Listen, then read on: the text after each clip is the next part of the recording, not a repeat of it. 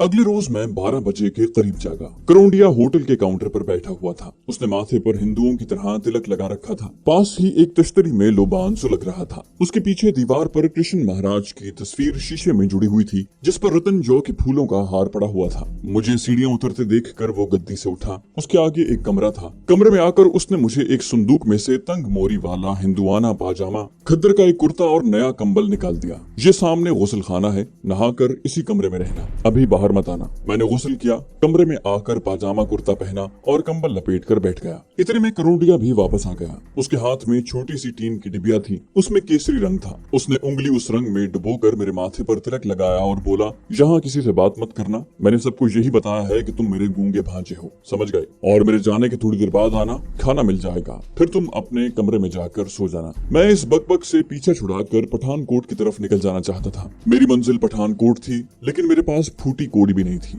मैं यहाँ से कुछ भारतीय करेंसी लेकर आगे जाना चाहता था। ये रकम मुझे करोंडिया स्मगलर से एक सोचे समझे मंसूबे के तहत हासिल करना थी। मैंने उस वक्त करोंडिया से कोई बात न की, वो चला गया। 15 मिनट के बाद मैं भी कमरे से निकलकर बाहर होटल के सामने वाले कमरे में आ गया, जहाँ कुछ गाहक बैठे चपातियों के साथ दाल खा रहे थे। कांसी की छोटी छोटी प्यालियों में दाल और सब्जी पड़ी थी। भूख से मेरा बुरा हाल हो रहा था। मैं एक खाली मेज के पास कुर्सी पर बैठ गया। करोंडिया ने काउंटर पर से नौकर को आवाज दी, तोताराम को दाल भाजी दो। दाल सब्जी और 2-4 चपातियां एक थाली में मेरे आगे रख दी गईं। मैं 2 मिनट में चपातियां चट कर गया और मजीद मंगवाई, वो भी खा गया। छोटी छोटी चपातियां थी, मजीद मंगवाई तो करोंडिया ने काउंटर पर मुझे घूर कर देखा, जिसका मतलब था कि मुसलमानों की तरह नहीं, हिंदुओं की तरह खाओ। मैंने फौरन हाथ खींच लिया। खाने के बाद मैं जीना चढ़कर ऊपर वाले कमरे में चला गया। पलंग पर लेटा तो एक बार फिर नींद ने हमला कर दिया। शाम तक सोया रहा। उठा तो 6 बज रहे थे। बाजार की दुकानों में बत्तियां रोशन थीं। करोंडिया एक कीमती धस्सा ओढ़े होटल के बाहर खड़ा नौकरों से सीढ़ियां धुलवा रहा था। मुझे देखकर उसने इशारे से करीब बुलाया और मेरे कांधे पर हाथ डालकर नौकर से बोला,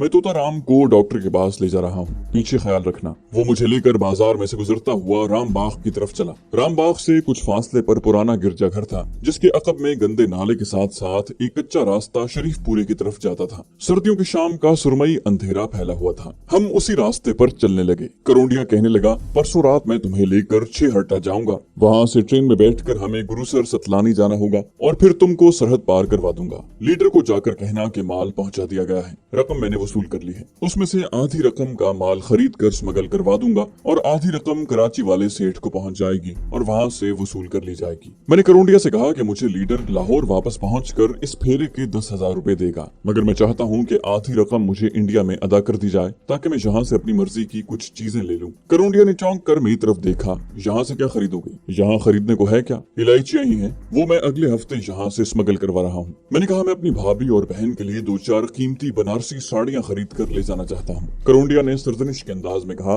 तुम नए नए इस काम में पड़े हो, ये ख्याल दिमाग से निकाल दो। क्या तुम अपने साथ हमें भी पकड़वाना चाहते हो? खामोशी से परसों रात वापस सरहद पार कर जाओ, अगले फेरे पर आओगे तो देखा जाएगा। चलो अब वापस होटल चलते हैं, मुझे भूख लग रही है। हम वापस चल दिए। मैं अब तेजी से एक नए मंसूबे पर गौर करने लगा था। मैं अपना हक इस बदमाश स्मगलर के पास छोड़कर नहीं जाना चाहता था। वैसे भी मुझे रुपयों की कदम कदम पर जरूरत थी और उस वक्त मेरी जेब में वाकई एक फूटी कौड़ी भी नहीं थी। होटल पहुंचकर हमने इकट्ठे बैठकर खाना खाया। खाना क्या था, बस वही दाल सब्जी और छोटी छोटी चपातियां थी। उस पर पाबंदी ये लगा दी गई थी कि मुसलमानों की तरह खाना न खाऊं, हिंदुओं की तरह खाऊं और भूखा रहूं। खाने के बाद मैंने करोंडिया से कहा कि मैं इंडियन फिल्म देखना चाहता हूँ। उसने गुस्से से मेरी तरफ देखा और कहा, बाऊ तुम यहाँ स्मगलिंग का फेरा लगाने आए हो और ये तुम्हारा पहला फेरा है। अनाड़ी हो, अभी कच्चे हो। किसी को शक हो गया तो अपने साथ मुझे भी मरवा दोगे। जाओ ऊपर जाकर खामोशी से सो जाओ। मेरा टारगेट अब ये करोंडिया स्मगलर ही था। मैं महज रात के 12 बजाने के लिए सिनेमा जाना चाहता था, क्योंकि करोंडिया ने मुझे बताया था कि वो रात 12 बजे होटल बंद कर देता है। सिनेमा जाने की इजाजत न मिलने पर मैंने अमृतसर शहर की सैर करने की इजाजत चाही, मगर वो मुझे अकेला होटल से बाहर कदम रखने की भी इजाजत नहीं दे रहा था। मैंने बेहतर यही समझा कि चुपके से जाकर कमरे में लेट जाऊं। चुनाचे मैंने वैसा ही किया। मैं गर्दन तक लिहाफ ओढ़े पलंग पर लेटा हुआ था कि करोंडिया एक आदमी को लेकर कमरे में आया। नौवारिद ने भी हिंदुआना लिबास पहन रखा था और माथे पर तिलक लगा हुआ था। करोंडिया ने नौवारिद का चेहरा दिखाते हुए कहा, शहाबू ये बाऊ है, इसे परसों रात बॉर्डर क्रॉस करवाना है। शहाबू ने झुककर मुझे गौर से देखा और बोला, बाऊजी कभी पहले बॉर्डर क्रॉस किया है? करोंडिया कहने लगा, ओ नहीं यार, ये इसका पहला फेरा है, आहिस्ता आहिस्ता ये सब सीख जाएगा, आओ मेरे साथ। वो दोनों कमरे से निकल गए। उस वक्त रात के 9 बजे थे। कमरे में पुरानी तर्ज की सिंगार मेज पर एक टाइम पीस रखा था। मैं उसकी सेकंड की सुई को आहिस्ता आहिस्ता हरकत करते देखता रहा। मैं बहुत कुछ सोच रहा था। जब घड़ी ने 10 बजाए तो मैं पलंग से उठा और कंबल ओढ़ कर नीचे आ गया। करोंडिया काउंटर पर बैठा रजिस्टर पर हिसाब लिख रहा था। 2-3 ग्राहक बैठे चाय पी रहे थे। उनमें एक सिख सिपाही भी था। मैं एक खाली मेज पर जाकर बैठ गया। करोंडिया ने मुझे घूर कर देखा, फिर नौकर से कहा, ओए मुंडू, तोता राम को चाय दो। हिंदू मुलाजिम ने चाय की प्याली मेरे सामने रख दी। मैं एक खास निगाह से काउंटर का जायजा ले रहा था। मैं एक निहायत अहम मौके की तलाश में था जो मुझे नहीं मिल रहा था, मगर खुशकिस्मती से सिख सिपाही ने उठते हुए कहा, पुरुषोत्तू, मेरे साथ चलकर बंसी लाल को कहो कि सवेरे मामला कर ले, नहीं तो उसकी खैर नहीं। करोंडिया ने सिख सिपाही की तरफ देखा और बोला, महाराज, वो एतबारी आदमी है, तुम फिक्र न करो। सिपाही बोला, पुरुषोत्तू, मेरे साथ चलकर बात कर। करोंडिया ने मेरी तरफ देखकर इशारे से बुलाया। मैं चाय की प्याली उठाकर उसके पास चला गया। उसने चूंकि वहाँ मुझे गूंगा मशहूर कर रखा था, इसलिए इशारों से समझाया कि कुछ देर के लिए काउंटर संभालो, मैं अभी आता हूँ। मैं काउंटर के पीछे रखी गद्दीदार ऊंची कुर्सी पर बैठ गया। करोंडिया सिख सिपाही के साथ चला गया। मैंने गहरी निगाह से इधर उधर देखा। 2 ग्राहक कोने वाली मेज पर बैठे चाय पीते हुए बातों में मसरूफ थे। होटल का एक मुलाजिम कोने वाले नलके पर गर्म पानी से प्यालियां और कांसे की थालियां धो रहा था। मैंने आहिस्ता से काउंटर के नीचे वाली दराज खोली। उसमें एक चाकू, पेंसिल, कागज और एक कॉपी पड़ी थी। मैंने मजीद नीचे वाली दराज खोली तो मेरे जिस्म में खुशी की एक लहर दौड़ गई। उस दराज में पीछे की तरफ नोटों की एक गड्डी रखी हुई थी। ये 100 के भारतीय नोट थे। मैं काउंटर पर कंबल डालकर झुक गया। नीचे हाथ डालकर मैंने नोटों की गड्डी निकाल ली और अपने कुर्ते की जेब में रख ली। अब मैं वहाँ से जितनी जल्दी हो सके फरार होना चाहता था। करोंडिया किसी वक्त भी आ सकता था। मैं आहिस्ता से उठा और काउंटर के सामने टहलने लगा। मैंने सिगरेट सुलगा लिया था और सुकून से टहलता हुआ होटल की सीढ़ी से उतरकर बाजार में आ गया। मैं ये जाहिर कर रहा था जैसे मैं सामने वाली दुकान पर पान खाने जा रहा हूँ। सर्दी की वजह से बाजार खाली था। पान वाले हिंदू की दुकान खुली थी। 2-3 ग्राहक खड़े थे। जिधर करोंडिया गया था मैं उल्टे रुख राम बाग वाले चौक की तरफ चल दिया। चंद कदम आहिस्ता आहिस्ता चलने के बाद मैंने अपनी रफ्तार तेज कर दी और राम बाग के चौराहे में पहुंच गया। दाएं जानिब राम बाग का पुलिस स्टेशन था, जिसके बाहर एक सिख सिपाही राइफल थामे पहरा दे रहा था। मैं खामोशी और बेनियाजी से गुजरकर गिरजा घर के गंदे नाले पर पहुंच गया। लंबे लंबे डग भरता हुआ मैं गंदे नाले के पहलू से होकर जीटी रोड पर आ गया, जहाँ दुकानें बंद थी। सड़क पर से कभी कभी कोई मुसाफिर बस या साइकिल रिक्शा गुजर जाता था। मैं अच्छी तरह जानता था कि किसी भी वक्त करोंडिया मेरी तलाश में निकल खड़ा होगा और वो मुझे हलाक करने से भी गुरेज नहीं करेगा। मैं अमृतसर के जोग्राफिये से वाकिफ था और इस शहर में 2 बार आवारागर्दी कर चुका था। मैंने रेलवे स्टेशन की तरफ जाने के बजाय जीटी रोड पर चलना शुरू कर दिया। सड़क पर काफी फासले से बत्तियां रोशन थी और ठंड और धुंध की वजह से उनकी रोशनी ज्यादा दूर तक नहीं जा रही थी। रामतलाई वाली बाउली पीछे रह गई थी। अब मुझे एक बहुत बड़ा खतरा दरपेश था। रात को गश्त करने वाले सिपाहियों का कोई भी दस्ता मुझे मिल सकता था। मेरी जेब में 100 के भारतीय नोटों की गड्डी थी। सिपाही मुझे पकड़कर थाने ले जा सकते थे या फिर मुझे इस रकम से महरूम भी कर सकते थे जिसकी मुझे अशद जरूरत थी। मेरी बाएं जानिब एक मैदान था जहाँ कभी बैसाखी का मेला लगा करता था। मुझे मालूम था कि इस मैदान के आगे जाकर दिल्ली की तरफ जाती रेलवे लाइन आ जाती है। मैदान में घास कोहर की वजह से गीली थी। अंधेरा मेरे चारों तरफ फैला हुआ था। ये अंधेरा मुझे तहफ्फुज़ दे रहा था। मैं आगे बढ़ता गया। रेलवे लाइन आ गई। मैं पत्थरों की ढाल पर चढ़कर रेलवे लाइन की दूसरी तरफ उतर गया। जरा आगे जाकर एक रेलवे लाइन बटाला होशियारपुर की तरफ मुड़ जाती थी। यही रेलवे लाइन जो सीधी पठानकोट जाती थी। मैं पैदल पठानकोट नहीं जा सकता था, ताहम सबसे पहले करीबी रेलवे स्टेशन पहुंचना चाहता था। मुझे ये भी मालूम था कि पठानकोट की तरफ जाते हुए सबसे पहला रेलवे स्टेशन बटाला आता है। बटाला क़याम पाकिस्तान से पहले मुसलमानों का बहुत बड़ा और सनती कस्बा था। पाकिस्तान बना तो इस कस्बे के मुसलमान या तो शहीद कर दिए गए और या अपनी जानें बचाकर किसी न किसी तरह पाकिस्तान पहुंच गए। अब यहाँ ज्यादातर सिखों की आबादी थी और वो लोहे का काम करते थे। जब मैं क़याम पाकिस्तान के बाद वीजा लेकर दूसरी बार अमृतसर आया था तो बटाला की भी सैर की थी। यहाँ एक मस्जिद में मेरी मुलाकात एक कश्मीरी मौलवी साहब से हुई थी। उनका नाम अहद जू था। वो बटाला में मेहनत मजदूरी करने वाले श्रीनगर से आए हुए कश्मीरी मुसलमान मजदूरों को दरसे कुरान देते थे। मैं उनके पास जाने का ख्याल लेकर रेलवे लाइन के साथ चला जा रहा था। मैं रेलवे लाइन से उतरकर चल रहा था। चलने की वजह से सर्दी का एहसास कम हो गया था। धुंध में 15-20 कदमों के फासले की चीज भी दिखाई नहीं देती थी। सर्द रात के अंधेरे में कहीं कहीं कच्चे मकान धुंधले से नजर आ जाते। एक बैलगाड़ी जिस पर चारा लदा हुआ था रेलवे लाइन के करीब खेत के किनारे खड़ी थी। मुझे देखकर एक कुत्ता भौंकने लगा।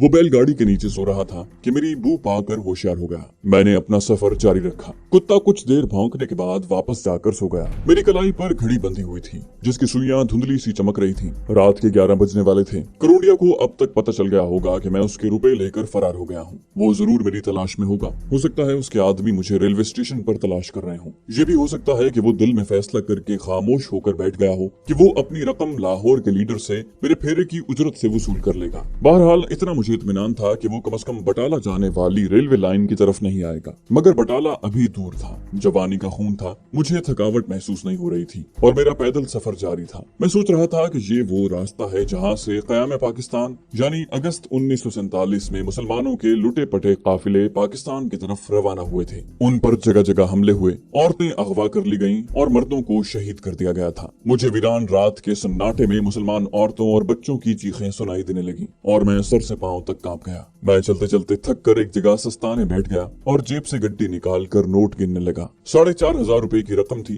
गोया मेरे फेरे के 10,000 में से 5,500 कम थे, लेकिन मेरे लिए यही रकम काफी थी और मैं उससे अपने अहम मिशन के लिए बहुत से काम ले सकता था। थोड़ी देर सस्ताने के बाद मैं फिर चल पड़ा। 11:15 बज गए थे। 1:30 बजे रात मैं फिर एक जगह सांस लेने के लिए बैठ गया। मेरे पास रिवॉल्वर भी नहीं था। मैंने सोचा मुझे रिवॉल्वर साथ ले आना चाहिए। मैं फिर चल पड़ा। रात के 3 बजे दूर से बटाला की ऊंची दीवार अंधेरे में उभरती नजर आने लगी। कस्बे के बाहर एक बत्ती भी रोशन थी। जब मैं बटाला के रंजीत सिंह दरवाजे की तरफ बढ़ा तो 2 कुत्ते भौंकते हुए मेरी तरफ बढ़े। मैंने पत्थर फेंक कर उन्हें भगा दिया। बटाला के कस्बे पर गहरी खामोशी छाई हुई थी। बाजार सुनसान थे। मैं बटाला की वाहिद मस्जिद की तरफ बढ़ने लगा। यहाँ कई एक मस्जिदें हुआ करती थी, मगर क़याम पाकिस्तान के बाद सिर्फ एक मस्जिद श्रीनगर के कश्मीरी मौलवी आहद जू के हिस्से में आई थी। बाकी मस्जिदों पर हिंदू और सिखों ने कब्जा कर लिया था। एक सिख चौकीदार लठ जमीन पर पटकता हुआ और आवाज लगाता हुआ मेरे करीब से गुजरा। बोला, कौन हो जवान? मैंने कंबल अपने सर पर इस तरह डाल रखा था कि मेरे माथे का तिलक नजर नहीं आता था, फिर भी मेरा लिबास हिंदुआना था। मैंने हाथ जोड़कर कहा, काली देवी की पूजा करने जा रहा हूँ। वो बोला, लाला इतनी रात को कहाँ?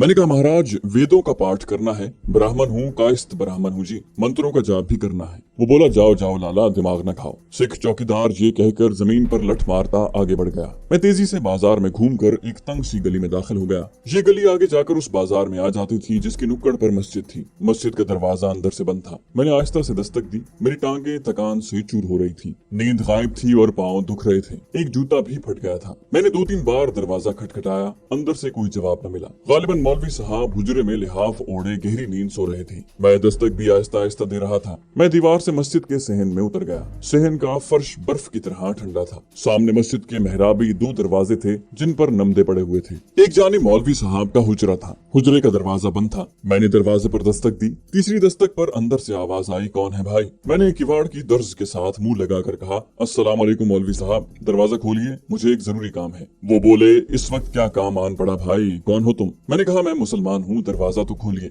मैं ठिठुर रहा हूँ। हुजरे में खामोशी छा गई। फिर दरवाजा खुल गया। सामने एक सफेद रीश नूरानी सूरत वाला सुर्खो सफेद इमाम मस्जिद खड़ा मुझे नींद में डूबी आंखों से तक रहा था। मौलवी साहब ने मेरे कपड़े और माथे के तिलक से अंदाजा लगाया कि मैं हिंदू हूँ। कहने लगे, लाला जी आप तो हिंदू हैं, आपने अस्सलाम वालेकुम भी कहा, क्या बात है? और आप इतनी रात गए मस्जिद में क्या लेने आए हैं? मैंने कहा, मौलवी साहब मैं हिंदू नहीं बल्कि मुसलमान हूँ, अंदर आने की इजाजत दें तो सब कुछ बता दूंगा। मौलवी साहब पीछे हट गए। आ जाओ। वो हैरानी से मुझे देख रहे थे। उन्होंने हुजरे का दरवाजा बंद कर लिया। मैं नमदे पर बैठ गया। मौलवी साहब कुछ परेशान थे। भाई कौन हो तुम, कहाँ से आए हो? अगर तुम मुसलमान हो तो तुमने हिंदुओं जैसा हुलिया क्यों बना रखा है? मैंने मौलवी साहब को एक फर्जी कहानी सुना दी। ये कहानी पहले से तैयार कर रखी थी। मैंने उन्हें बताया कि मैंने इस भेष में गैर कानूनी तौर पर इंडिया का बॉर्डर क्रॉस किया है। मेरे वालिदैन पाकिस्तान में दफन है। वो पठानकोट के रहने वाले थे। हमारी वहाँ एक हवेली थी जिसकी एक कोठरी में उन्होंने भारत से हिजरत करते वक्त जेवरों की एक गठरी दफन कर दी थी। वो अक्सर उस गठरी की बातें किया करते थे।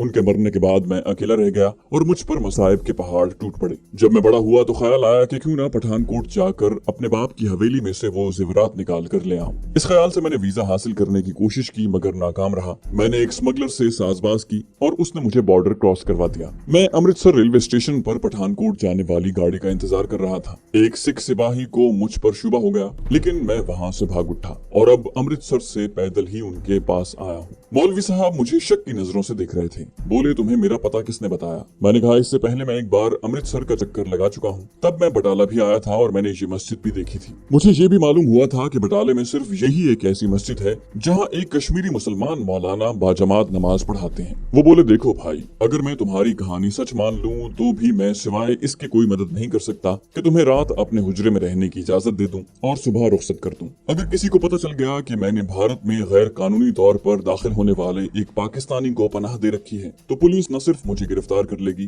बल्कि वो इस मस्जिद पर भी कब्जा कर लेगी और जहाँ जो 5 वक्त अल्लाह का नाम लिया जाता है मुसलमान उससे भी महरूम हो जाएंगे। इसलिए गुजारिश है कि अब तुम आराम करो और दिन निकलते ही पठानकोट जाने वाली रेल पर सवार हो जाओ और खुदा के लिए किसी से ये जिक्र न करना कि मैंने तुम्हें अपने हुजरे में पनाह दी थी। मैं खुद भी मौलवी साहब को खतरे में नहीं डालना चाहता था बल्कि मेरा मकसद सिर्फ ये था कि कुछ देर वहाँ आराम करके आगे रवाना हो जाऊं। मौलवी साहब की घबराहट भी दुरुस्त थी। एक पाकिस्तानी जासूस को पनाह देने के जुर्म में उन्हें कैद भी हो सकती थी। जाहिर है मुझ पर पाकिस्तानी जासूस होने का लेबल बड़ी आसानी से चिस्पा किया जा सकता था। मैंने कहा ठीक है मौलवी साहब, आप जैसे फरमाते हैं मैं वैसा ही करूंगा। वो बोले ठीक है तुम आराम करो, ये कंबल ले लो। हुजरा काफी गर्म था। मैं कंबल ओढ़कर वहीं नमदे पर लेट गया। सुबह 10 बजे मेरी आंख खुली। मौलवी साहब हुजरे में नहीं थे। हुजरे का दरवाजा बंद था। मैंने उठकर उसे खोलना चाहा, दरवाजा बाहर से बंद था। एकदम से मुझे ख्याल आया कि कहीं मौलवी साहब पुलिस को इत्तला देने तो नहीं चले गए। मेरा दिल खौफ से बैठने लगा। फरार का कोई रास्ता नहीं था। मैं जल्दी से उठकर दीवार के साथ लग गया कि अगर पुलिस अंदर आए तो पूरी कुव्वत से भाग निकलूंगा। दरवाजा खुला और मौलवी साहब अकेले ही अंदर आए। उनके हाथ में एक लिफाफा था। उन्होंने दरवाजा बंद करके कुंडी लगा दी और बोले, लो भाई तुम्हारे लिए पूरियां लाया हूँ, पहले तुम मुंह हाथ धो लो मगर ये माथे का तिलक फौरन पोंछ डालो। उन्होंने मुझे गर्म पानी ला कर दिया। मैंने तिलक पोंछ डाला। मौलवी साहब मुझे मस्जिद के गुस्ल खाने में ले गए। जल्दी से मुंह हाथ धोकर वापस आ जाओ, खबरदार किसी से बात मत करना। मस्जिद खाली थी। कुएं के पास गुस्ल खाना बना हुआ था। मैं चंद लम्हों के बाद मुंह हाथ धोकर बाहर निकला तो एक आदमी पहले से बाहर खड़ा शायद गुस्ल खाना खाली होने का इंतजार कर रहा था। उसका लिबास कश्मीरी मजदूरों जैसा था। मेरी तरफ देखकर बोला, अजनबी लगते हो, श्रीनगर से आए हो? कब आए हो भाई? मैंने मुख्तसर अल्फाज में कहा, आज ही आया हूँ, और सीधा मौलवी साहब के हुजरे में आ गया। मौलवी साहब दरवाजे में बैठे थे। अंदर आया तो बोले, असद जू क्या कह रहा था? मैंने कहा, पूछ रहा था कि श्रीनगर से कब आए हो। मैंने कहा, आज ही आया हूँ। मौलवी साहब ने इत्मीनान का सांस लिया मगर उनके चेहरे पर अब भी घबराहट के आसार थे। कहने लगे, जल्दी से नाश्ता कर लो और ये मैंने तुम्हारे लिए 20 रुपए निकाल कर रख दिए हैं, इसमें तुम्हारा रेल का किराया शामिल है। मैंने खामोशी से नाश्ता किया। उनके 20 रुपए ये कहकर लौटा दिए कि मेरे पास पैसे हैं। जब मैं जाने लगा तो मौलवी साहब ने मुझे गले लगाया। उनकी आंखों में आंसू थे। बोले, भाई मुझे माफ कर देना, तुम पाकिस्तान से आए थे मगर मैं तुम्हारी कोई मदद नहीं कर सका, मैं कोई खिदमत नहीं कर सका, मैं बेबस हूँ। मैं मौलवी साहब के खुलूस और मोहब्बत से मुतासिर हुए बगैर न रह सका। मुझे उनकी मजबूरियों का एहसास था। वो एक ऐसे मुल्क में नमाज, रोजा और दरसे कुरान की मशल रोशन किए हुए थे जहाँ कदम कदम पर इस्लाम के दुश्मन खंजर बदस्त थे। मैंने उनका हाथ चूम लिया। मौलवी साहब मेरे हक में दुआ कीजिएगा कि जो अज़्म लेकर पाकिस्तान से निकला हूँ उसमें कामयाब हो जाऊं। मौलवी साहब एक लम्हे के लिए साकित से होकर मुझे देखते रहे। शायद उनकी छठी हिस्स ने उन्हें बता दिया था कि मैं कोई अहम मिशन लेकर पठानकोट जा रहा हूँ, मगर उन्होंने अपने खदशात छुपा लिए और मेरे हक में दुआ करते हुए कहा, अल्लाह जल्ल शानहू तुम्हें कामयाब करे मेरे भाई। मैंने मौलवी साहब को सलाम किया और हुजरे से निकलकर मस्जिद के सहन में आ गया। बाहर आकर जूते पहने और कंबल लपेटे बाजार में एक तरफ रवाना हो गया। दिन रोशन था, धूप निकली हुई थी। बाजार में दुकानें खुली थीं और लोग कारोबार में मसरूफ थे। अगरचे मैं सर झुकाए चला जा रहा था मगर चारों तरफ से चौकस था कि कोई मेरा पीछा तो नहीं कर रहा। रेलवे स्टेशन पर काफी रौनक थी। बाहर जक्के खड़े थे। सवारियां उतरकर स्टेशन में दाखिल हो रही थी। मालूम हुआ कि पठानकोट जाने वाली गाड़ी 20 मिनट बाद आएगी। मैंने 100 रुपए का नोट पहले ही निकाल कर अलग रख लिया था। खिड़की पर कतार में खड़े होकर मैंने टिकट खरीदा और प्लेटफॉर्म पर आकर धूप में एक खाली बेंच पर बैठ गया। अगरचे मेरे माथे पर तिलक नहीं लगा हुआ था लेकिन लिबास की वजह कता से मैं हिंदू ही लगता था। मोटी सी तोंद वाला एक हिंदू लाला अपने बाल बच्चों और साजो सामान के साथ बेंच पर आकर बैठ गया। उसकी बीवी का दम फूला हुआ था और वो रोते बसूरते बच्चों को मार कर चुप करवा रही थी। मोटे लाला ने मुझे देख कर कहा, क्यों भरा जी, गड्डी कितनी लेट है जी? मैंने कहा, टाइम पर आ रही है। वो बोले, अजी टाइम पर तो नहीं आई कभी। राम राम बलिए लोके, बालकों को क्यों मारती है? गाड़ी आ गई। ये पैसेंजर ट्रेन थी। मैं भी दूसरे मुसाफिरों के साथ एक डिब्बे में घुस कर बैठ गया। खुदा खुदा करके गाड़ी चली और मैं खिड़की की तरफ मुंह करके बाहर सरसों के खेतों की तरफ देखने लगा। डिब्बे में काफी रश था और मैंने इत्मीनान कर लिया था कि डिब्बे में ऐसा कोई आदमी सवार नहीं जो मुझे शक की नजरों से देख रहा हो।